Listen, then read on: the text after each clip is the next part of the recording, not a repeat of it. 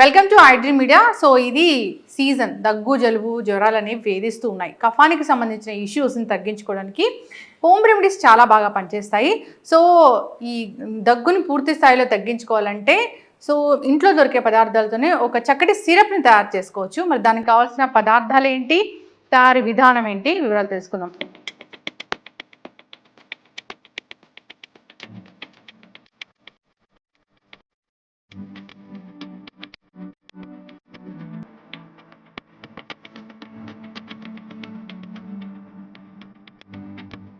మనతో పాటు ఉన్నారు ప్రముఖ యోగా అండ్ స్పిరిచువల్ గురు అరుణాదేవి గారు. మ్యామ్ నమస్తే అండి. నమస్తే మ్యామ్.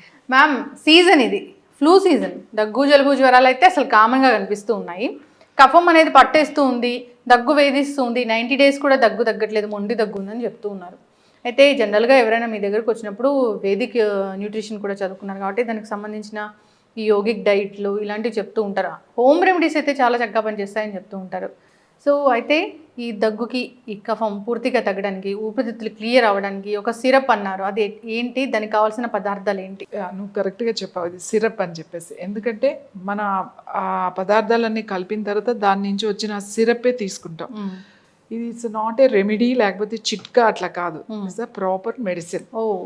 సో మెడిసిన్ కన్నా కూడా చాలా బాగా పనిచేస్తుంది. ఇది అందరు తీసుకోవచ్చు. అంటే చిన్నపిల్లల వాళ్ళ కాడి నుంచి పెద్దవాళ్ళ వరకు. ముక్కు కారుతూ ఉంటుంది, లేకపోతే ఆ లోపల కొంతమందికి ఆ కఫ లోపల ఉండిపోయి విపరీతమైన జలుబు పట్టేసినట్టు ఉంటుంది, అది బయటికి రాదు. తర్వాత కాఫ్ కంటిన్యూస్గా నిద్రపోనివ్వదు, దగ్గుతూనే ఉంటారు. దగ్గి చెస్ట్ నొప్పి వచ్చేస్తుందని కంప్లైంట్ చేస్తూ ఉంటారు. సో వాళ్ళకి ఇది చాలా బాగా పనిచేస్తుంది. దీనికి కావాల్సినవి మనకి ముఖ్యంగా 4. ఒకటి అల్లం, ఒక ఉల్లిపాయ, వెల్లుల్లి.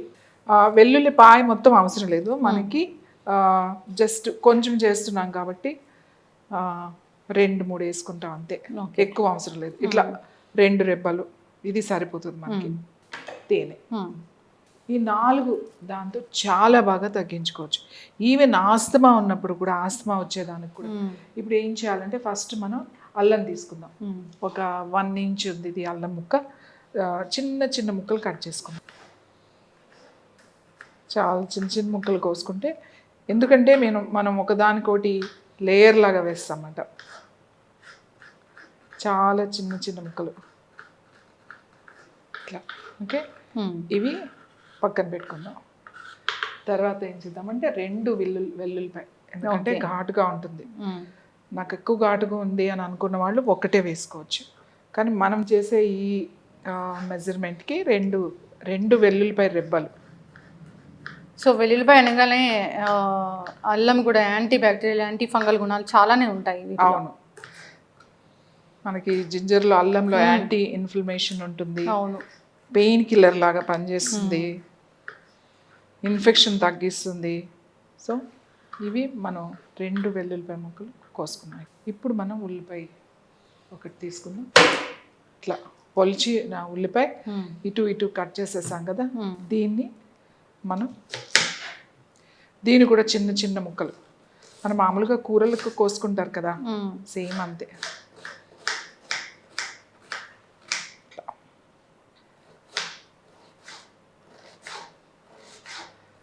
చిన్న ముక్కలకి ఒక ఉల్లిపాయ కంప్లీట్గా పడుతుంది మనకి. సో ఇలా కట్ చేసుకుని, ఒక ఉల్లిపాయ, మీడియం సైజ్ ఉల్లిపాయ, 1 inch అల్లం ముక్కలు చిన్నగా తరిగినవి, అలాగే 2 వెల్లుల్లిపాయ రెబ్బలు. వెల్లుల్లిపాయలు కాదు, 2 రేఖలు అంటాం కదా, 2 ఇవి ఇలా సన్నగా కట్ చేసుకున్నాం.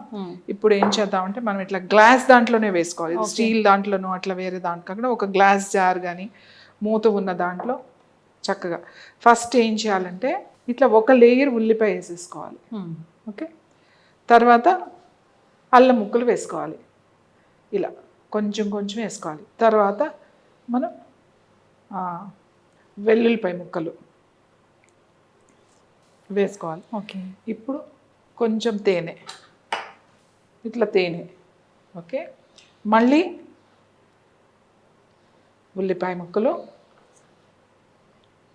ఇది ఒక లేయర్. ఇప్పుడు తర్వాత మళ్ళీ అల్లం ముక్కలు, మళ్ళీ నెక్స్ట్ ఇవి వెల్లుల్లిపాయ, తర్వాత మళ్ళీ ఒక చిన్న స్పూన్ తేనె. మళ్ళీ వెల్లుల్లిపాయ, మళ్ళీ ఉల్లిపాయలు. ఇది చాలా చాలా బాగా పనిచేస్తుంది. ఎప్పటి నుంచో చాలామంది ఆస్తమా ఉన్న వాళ్ళు చాలా సఫర్ అవుతారు. ఆ ఊపిరాడక, పిల్లి కూతలు, నక్క కూతలు, వాళ్ళు పడుకుంటే నిద్రపోనివ్వరు. సో మళ్ళీ మనం కొంచెం వెల్లుల్లిపాయలు, తర్వాత మళ్ళీ మంచి తేనె కూడా మంచి తేనె తీసుకోండి. ఇంకా ఉన్నవి మనకు లాస్ట్ లేయర్ ఇవి మొత్తం ఉన్న ముక్కలన్నీ వేసేసుకోవాలి. ఈ ఒక ఉల్లిపాయకి నేను చెప్పిన మెజర్మెంట్సే సరిపోతాయి. ప్రతి లేయర్కి 1 టీ స్పూను మనం వేస్తాం. ఇంక ఇది లాస్ట్ కదా, మొత్తం ఇట్లా లేయర్స్ వేసాం. ఇప్పుడు ఇది ఏం చేయాలంటే మనం దీన్ని కదిలించకుండా ఈ గ్లాస్ని చక్కగా ఒక పక్కన పెట్టేసేయాలి. దీన్ని కవర్ చేసేసి మూతను కదిలించొద్దు. మీరు దీన్ని కదిలించకుండా సపోజ్ నైటే కూడా చేసి పెట్టేసుకోవచ్చు. ఒక 3 అవర్స్ దీన్ని కదిలించొద్దు. దీన్ని ఇలానే ఉంచేస్తే ఏమవుతుంది అంటే ఇదంతా ఒక లిక్విడ్ లాగా వస్తుంది. మీకు ఈ ముక్కలు అందులోనే ఉంటాయి కానీ లిక్విడ్ వస్తుంది అన్నమాట. ఆ లిక్విడే మనం యూజ్ చేస్తాం. ఈ ముక్కలనేవి మనం ఏం తినము, ఆ ముక్కలు అలానే ఉంటాయి.